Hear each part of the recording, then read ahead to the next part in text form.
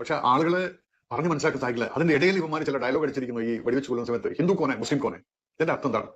ഇവിടെ ഈ രാജ്യത്ത് അൺട്രസ്റ്റ് ഉണ്ടാക്കുക, ഇവിടെ മനസ്സമാനിച്ച് ജീവിക്കുന്ന ഹിന്ദുക്കളെയും മുസ്ലിങ്ങളുടെ ഇടയ്ക്ക് ഇതുണ്ടാക്കിയിട്ട് ഇത് ഈ ഹിന്ദു കോനെ മുസൽമാൻ കോനെ എന്ന് ചോദിച്ചിട്ട് ഹിന്ദുക്കളെ മാത്രം വെടിവെച്ച് കൊല്ലുന്നത് കാണിക്കുന്ന സമയത്ത് അവരെന്താണ് ഉദ്ദേശിക്കുന്നത്?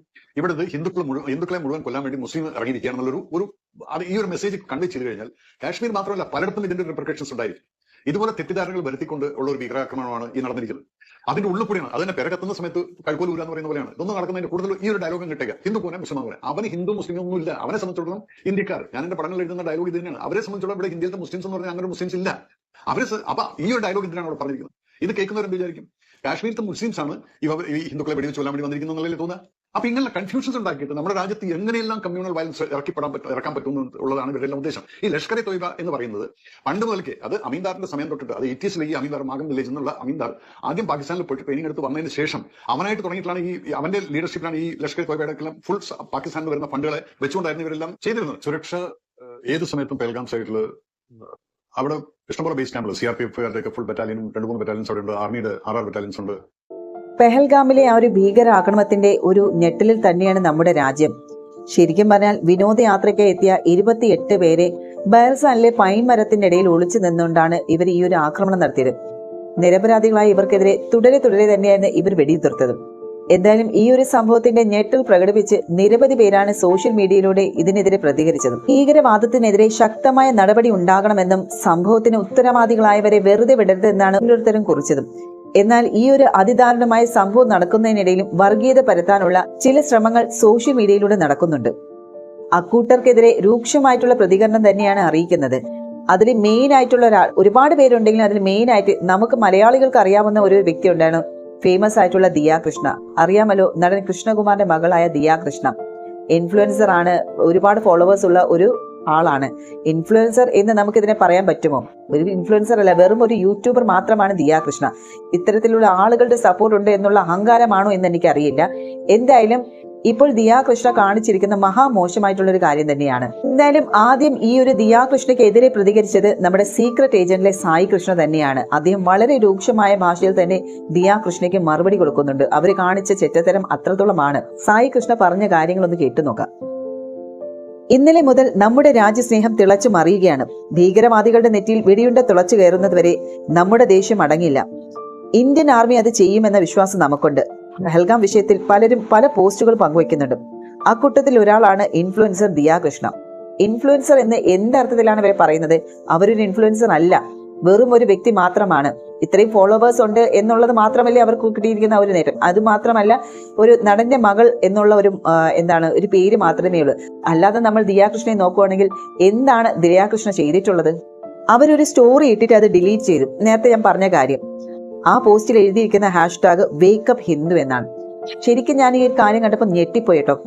അതിലെ #, വേക്കപ്പ് ഹിന്ദു എന്നാണ് കൊടുത്തിരുന്നത്. ഈ പോസ്റ്റിൽ നമ്മൾ നോക്കിയാൽ അറിയാം. അപ്പം എന്ത് രീതിയിലാണ് അവർ ഈ ഒരു കാര്യം ഇവിടെ അവതരിപ്പിച്ചതെന്ന് എനിക്കറിയില്ല. എന്താണ് അവർ ഉദ്ദേശിച്ചത്? നമുക്കറിയാം, പെഹൽഗാമിൽ നടന്ന ഈ ഒരു ഭീകരാക്രമണം നമുക്ക് ഭയങ്കര സങ്കടം ഉണർത്തുന്നത് തന്നെയാണ്. പക്ഷേ ഇതിന് പിന്നിൽ എന്താണെന്നുള്ളത് നമ്മൾ അറിയണം, മനസ്സിലാക്കണം. എന്തായിരുന്നു അവരുടെ മോട്ടീവ് എന്നുള്ളത്. അല്ലെങ്കിൽ ഇത്രയും നാളും ഇല്ലാതിരുന്ന കുറെ കാര്യങ്ങൾ ഇപ്പോഴാണോ? അതായത് ഒരാളെ വന്നിട്ട് നീ ഹിന്ദു ആണോ മുസ്ലിം ആണോ അല്ലെങ്കിൽ പേര് ചോദിച്ചിട്ട് മുസ്ലിമിനെ വെറുതെ വിട്ടിട്ട് ഹിന്ദുവിനെ വെടിയുതിർക്കും. അത് പുരുഷന്മാരെയാണ് വെടിയുതിർത്തത് കേട്ടോ, അല്ലാതെ സ്ത്രീകളെ അല്ല. ഇതൊക്കെ പക്ക അവരുടെ മോട്ടീവ് എന്താണെന്നുള്ളത് നമുക്ക് ഇതിൽ നിന്ന് മനസ്സിലാകാൻ സാധിക്കില്ലേ. കഴിഞ്ഞ ദിവസം നടന്ന ആ ഒരു സംഭവം, അതിദാരുണമായ സംഭവം, മനസ്സുകളുടെ ഭയങ്കര വേദനയായിരുന്നു അല്ലേ. കല്യാണം കഴിഞ്ഞ് 6 ദിവസം ആയതേ ഉള്ളൂ. അവര് മധുവിധം ആഘോഷിക്കാൻ വേണ്ടിയിട്ട് അവിടെ എത്തിയതാണ്. ബേൽപൂരി കഴിക്കുന്ന ടൈമിലായിരുന്നു ഇദ്ദേഹത്തെ വെടിവെച്ചുതിർത്തത്. അവരനുഭവിച്ച ആ ഒരു മാനസികാവസ്ഥ അത് നമുക്ക് ഒരിക്കലും അത് പറയാനോ അല്ലെങ്കിൽ അവരുടെ സങ്കടം കമ്പയർ ചെയ്ത് പറയാനോ ഒന്നും നമുക്കൊണ്ട് കഴിയില്ല. അപ്പം ആ ഒരു പോസ്റ്റിൽ ഇട്ടുകൊണ്ടാണ് ദിയ കൃഷ്ണ ഈ ഒരു വാചകം ഇട്ടത്, വേക്കപ്പ് ഹിന്ദു എന്ന്. എന്തിനാണ് വേക്കപ്പ് ഹിന്ദു എന്നൊരു വാചകം? നമ്മൾ ഇന്ത്യക്കാരാണ്, ഇന്ത്യയിലെ എല്ലാ മതത്തിലുള്ള ആളുകളും ഒന്നാണ്. ഇവിടെ ആ ഒരു ഭീകരർ ചെയ്തതിന്റെ പിന്നിലും ഒരേ ഒരു ഇന്റൻഷൻ മാത്രമേ ഉള്ളൂ, മതങ്ങളുടെ പേരിൽ തമ്മിലടിപ്പിക്കുക എന്നുള്ളത്. അതുകൊണ്ടാണല്ലോ നീ ഹിന്ദു ആണോ മുസ്ലിം ആണോ എന്നുള്ള ചോദ്യങ്ങൾ ചോദിച്ചിട്ട് മുസ്ലിംസിനെ വെറുതെ വിട്ട് ഹിന്ദു പുരുഷന്മാരെ വെടിയുതിർത്തതും. അപ്പം ശരിക്കും പറഞ്ഞാൽ ആ കാര്യത്തെ തന്നെ നമുക്ക് മനസ്സിലാക്കാവുന്നതേ ഉള്ളൂ, എന്താണ് അവരുടെ ഇന്റൻഷൻ അല്ലെങ്കിൽ എന്താണ് അവരുടെ മോട്ടീവ് എന്നുള്ളത്. ദിയ കൃഷ്ണയെ പോലെ ഉത്തരവാദിത്തമുള്ള ഒരു ഇൻഫ്ലുവൻസർ ഒരിക്കലും ചെയ്യാൻ പാടില്ലാത്തതായിരുന്നു എന്ത് ഉത്തരവാദിത്തം. അവർക്ക് ഉത്തരവാദിത്തം ഉണ്ടായിരുന്നെങ്കിൽ ഇത്തരത്തിലുള്ള ഒരു പോസ്റ്റ് അവർ ഇടില്ലായിരുന്നു. നമ്മുടെ രാജ്യം ഇപ്പോൾ എന്താണ് നേരിടുന്നത്? ഭീകരാക്രമണമാണ്. ഭീകരർക്ക് പ്രത്യേക മതമില്ല. ഇന്ത്യക്കെതിരെ നടക്കുന്ന ഭീകരതയ്ക്ക് ഒറ്റ മുഖമേ ഉള്ളൂ, അത് പാകിസ്ഥാനാണ്. വളരെ വ്യക്തമായിട്ട് തന്നെയാണ് സായി കൃഷ്ണ ആ ഒരു വീഡിയോയിലൂടെ പറഞ്ഞിരിക്കുന്നത്. പുള്ളി പറയുന്ന കാര്യങ്ങൾ കറക്റ്റ് ആണ്. ഇതിനിടയിൽ വന്ന് വേക്കപ്പ് ഹിന്ദു എന്ന് പറഞ്ഞ് പോസ്റ്റ് ഇട്ടിട്ട് ദിയ കൃഷ്ണ എന്താണ് ആളുകളിലേക്ക് എത്തിക്കാൻ ശ്രമിക്കുന്നത്? അവരുടെ ഭീകരാക്രമണം നടത്തുന്നവരുടെ ലക്ഷ്യം ഹിന്ദുക്കളും മുസ്ലിങ്ങളും തമ്മിലെടുക്കണം എന്നത് തന്നെയാണ്. അത് ഒബ്വിയസ്ലി അത് തന്നെയാണ്. ഹിന്ദുവും മുസ്ലിമും തമ്മിലടിച്ച് എന്താ പറയുക, അവിടെ ഒരു വർഗീയത കൊണ്ടുവരിക എന്ന് മാത്രമായിരുന്നു അവരുടെ ഉദ്ദേശം. സമാധാനത്തിൽ പോകുന്ന കശ്മീരിൽ സമാധാനം നഷ്ടപ്പെടണം, ഇതാണ് അവരുടെ ലക്ഷ്യം. നമുക്കറിയാലോ, പാകിസ്ഥാന്റെ ഒരു കണ്ണ് എന്ന് പറയുന്നത് ഈ ഒരു കശ്മീർ ഭാഗത്തും ഉണ്ട്. അപ്പം അത് നേടാൻ വേണ്ടിയിട്ട് അവർ പല വഴികളും ചെയ്യും. അതിന് ഇങ്ങനെ ഇത്തരത്തിലുള്ള ഒരു നീക്കം നടത്തിയത് തന്നെ ശരിക്കും പറഞ്ഞാൽ എനിക്ക് തോന്നുന്നു ഇന്ത്യയിൽ ഏകദേശം ഒരു രേഖാചിത്രം അവർക്ക് അറിയാം അല്ലെ, എന്താണ് സംഭവം, ഇവിടെ എന്താണ് സംഭവിക്കാൻ പോകുന്നത്. ഞാൻ അതിനെക്കുറിച്ചൊന്നും പ്രത്യേകിച്ച് പറയുന്നില്ല, കാരണം അതിനെക്കുറിച്ച് പറഞ്ഞിട്ട് ഇപ്പൊ കാര്യമില്ല. അത് എന്താണെന്ന് നിങ്ങൾക്ക് തന്നെ അറിയാലോ. അതിനെ വെച്ച് തന്നെയാണ്, ആ ഒരു മുതലെടുപ്പിന്റെ തന്നെയായിരുന്നു ഈ ഒരു ഭീകര ആക്രമണം നടത്തിയതും. അതും പ്രത്യേകിച്ച് എടുത്ത് ചോദിക്കുന്നതുകൊണ്ട് നീ മുസ്ലിം ആണോ, ഹിന്ദു ആണോ, ക്രിസ്ത്യൻ ആണോ എന്നുള്ള രീതിയിൽ. ക്രിസ്ത്യൻ എന്നൊരു വാക്ക് നമ്മളവിടെ കേട്ടില്ല. പ്രത്യേകിച്ചും ചോദിച്ചത് മുസ്ലിമോ ഹിന്ദു ഇത് തന്നെയാണ്. അതിലെ മുസ്ലിങ്ങളെ വെറുതെ വിടുന്നു, ഹിന്ദുക്കളെ കൊന്നൊടുക്കുന്നു. അതും പുരുഷന്മാരെയാണ് കൊല്ലുന്നത് കേട്ടോ, അത് സ്ത്രീകളെയല്ല. കാരണം പുരുഷന്മാരെ കൊന്നിട്ട് അവർക്ക് സ്ത്രീകളിൽ വെച്ച് തന്നെ ഇതിനെ ഒരു വലിയ രീതിയിൽ ചർച്ചയാക്കണം. അതായിരുന്നു അവരുടെ ബിഹൈൻഡിലെ മോട്ടീവ് എന്ന് പറയുന്നത്. അവരുടെ ലക്ഷ്യം എന്താണെന്ന് അതിൽ നിന്ന് തന്നെ മനസ്സിലായില്ലേ? പുരുഷന്മാരെയാണ് അവർ കൊലപ്പെടുത്തിയത്. എന്തുകൊണ്ടാണത്? അവരുടെ ആവശ്യം എന്തായിരുന്നു? മോദിയോട് പോയി പറയൂ എന്നും ഭർത്താവിനെ വെടിവെച്ച ശേഷം ഒരു സ്ത്രീയോട് അവർ പറഞ്ഞു. അതും പ്രത്യേകിച്ച് നമ്മൾ വാർത്തകളിൽ കേട്ടത് തന്നെയാണ്, മോദിയോട് പോയി പറയൂ എന്ന് പറഞ്ഞത്. ഈ ഹിന്ദുവിനെയും മുസ്ലിമിനെയും ഭിന്നിപ്പിക്കാനുള്ള പ്രത്യേക തരം അജണ്ടയാണ് ഭീകരർ നടപ്പാക്കുന്നത്. ഭർത്താക്കന്മാർ മരിച്ചു കിടക്കുമ്പോൾ അതിന് തൊട്ടടുത്തിരുന്ന് കരയുന്ന സ്ത്രീകളെയും കുട്ടികളെയുമാണ് നമ്മൾ കണ്ടത്. അത് കാണുമ്പോൾ ഇമോഷൻ പൊട്ടാതിരിക്കുമോ? ശരിയാണ്, ഇത്തരത്തിലുള്ള ഒരു സീൻ നമ്മൾ കാണുമ്പോൾ നമുക്ക് എന്തായാലും ഇമോഷൻ ഉണ്ടാകത്തില്ലേ? അത് തന്നെയാണ് അവരുടെ ആവശ്യം.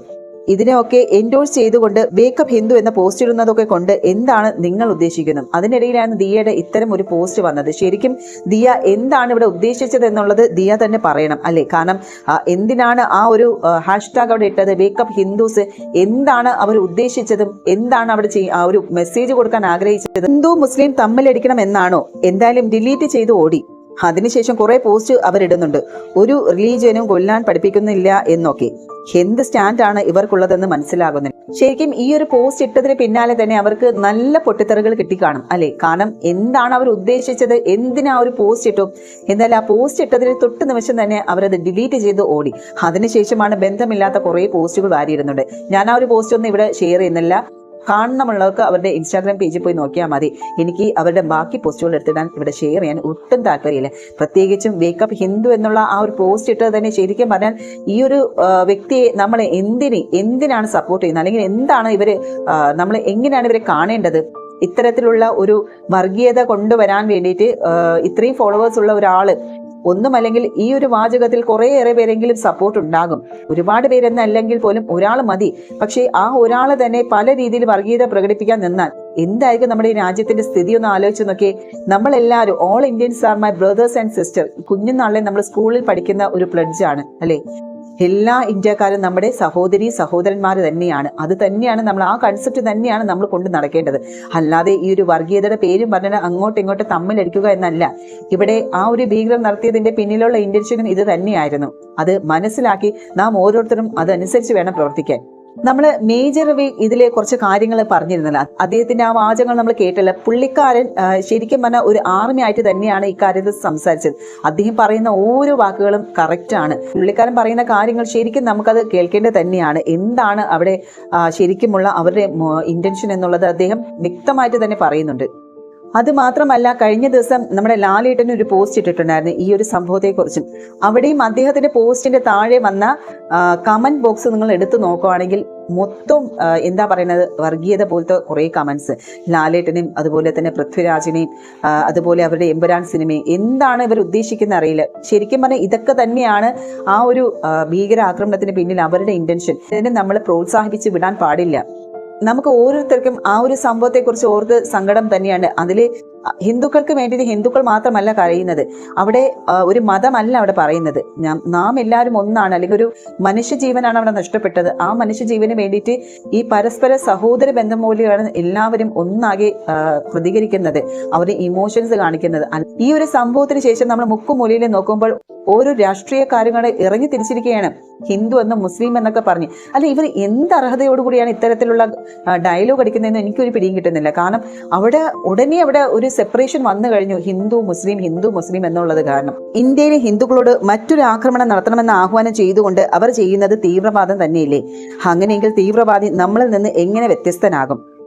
അവരുടെ ലക്ഷ്യം നിരവധി ദിയാകൃഷ്ണകളെ സൃഷ്ടിക്കുക എന്നത് തന്നെയാണ്. ടാർഗറ്റ് ഹിറ്റായി. കറക്റ്റാണ്. അതിനുള്ള ഉദാഹരണങ്ങൾ തന്നെയാണ് നമ്മൾ കണ്ടത്. കാവിയിട്ടവൻ കൊന്നാലും പച്ചയിട്ടവൻ കൊണ്ടാലും അത് ആ സമൂഹത്തിന്റെ തലയിൽ മുഴുവനായി കെട്ടിവെച്ച് തമ്മിലടുപ്പിക്കുന്നത് ഇവിടുത്തെ ഒരു പ്രത്യേക വിഭാഗത്തിന്റെ തന്ത്രമാണ്. സമ്പന്ന കുടുംബത്തിൽ ജനിച്ചതുകൊണ്ടോ ഉന്നത വിദ്യാഭ്യാസം ലഭിച്ചതുകൊണ്ടോ ഒരാൾക്കും വിവേകം കിട്ടണമെന്നില്ല. അതിനൊരു ഉദാഹരണമാണ് ദിയാകൃഷ്ണ. ജനിച്ചത് പല നാട്ടിലും പല മതത്തിലുമായിരിക്കാം, പക്ഷേ ഇന്ത്യയിലെ ഓരോ മനുഷ്യർക്കും ഒരേപോലെയുള്ള ഒരു വികാരമാണ്. അതാണ് നമ്മുടെ ഇന്ത്യ എന്നുള്ള വികാരം. അതിൽ ജാതിയില്ല, മതമില്ല, ഭാഷയില്ല. അത് നമ്മൾ ഉൾക്കൊണ്ടതാണ്. നമ്മുടെ രാജ്യത്തിന് വേണ്ടിയിട്ട് എത്ര പട്ടാളക്കാരാണ് അവരുടെ ജീവൻ വരെ വെടിഞ്ഞത്. അതിലെ ഹിന്ദു എന്നോ അല്ലെങ്കിൽ മുസ്ലിം എന്നോ ക്രിസ്ത്യാനികളെന്നോ ഇല്ല. വിവിധ മതത്തിലുള്ള ആളുകൾ തന്നെയായിരുന്നു ഇത്തരം അവരുടെ ജീവിതം തന്നെ അവർ ബലിയർപ്പിച്ചത്. അതും എന്തിനു വേണ്ടിയിട്ടായിരുന്നു? നമ്മുടെ ഇന്ത്യക്ക് വേണ്ടി തന്നെയാണ്. അവരുടെ ജീവനും അല്ലെങ്കിൽ അവരുടെ ആ ഒരു ചോരക്കറയ്ക്കും ഒരേ ഒരു പേരേ ഉള്ളൂ, വി ആർ ഓൾ ഇന്ത്യൻസ് എന്നുള്ള പേര്. ദിയാകൃഷ്ണനെ പോലുള്ളവർ പറയുന്ന ഈ വാക്കുകൾ നമ്മുടെ ഇത്തരം ആളുകൾക്ക് എതിരെയാണല്ലേ? കാരണം അവരവരുടെ കുടുംബം, സന്തോഷം എല്ലാം കളഞ്ഞിട്ടാണ് ഈ ഒരു ഇന്ത്യക്ക് വേണ്ടിയിട്ട് ഈ ഒരു അതിർത്തിയിൽ അവർ കാവൽ നിൽക്കുന്നത്. എന്തായാലും ഇത്തരത്തിൽ വർഗീയത ഉണ്ടാക്കുന്നവരെയാണ് നമ്മുടെ നാട്ടിൽ നിന്ന് അവരെയാണ് ആദ്യം നമ്മൾ നാട് കടത്തേണ്ടത്.